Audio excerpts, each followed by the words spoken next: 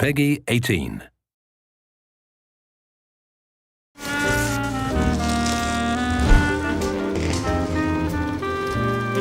going to put the story somewhere in the West. So, of course, Vegas. I mean, what is more iconic when you think of crazy things that you could do in the West?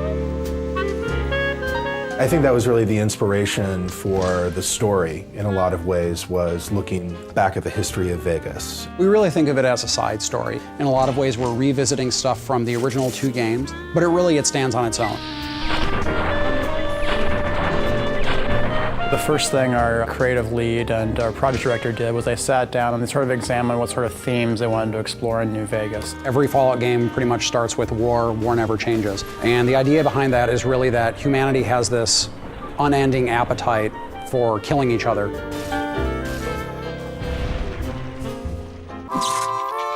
Fallout New Vegas is a post-apocalyptic role-playing game. It's set a couple of hundred years after a cataclysmic nuclear war between the US and China, and it takes place at a time when the city of New Vegas is actually being rebuilt. Fallout 3 starts with you being born, and you're a baby, and you go through your young adulthood until you leave the vault. In New Vegas, we wanted to say you start the game in a very Vegas sort of cliche style almost.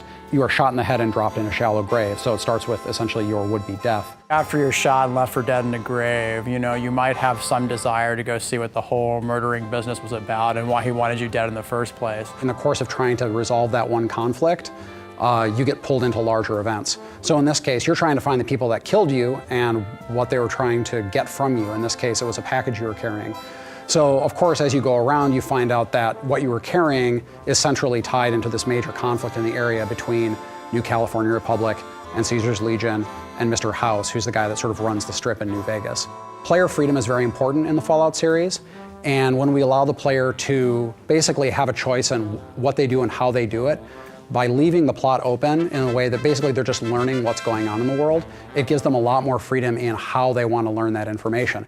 The environment is genuinely reacting to what you do as the player.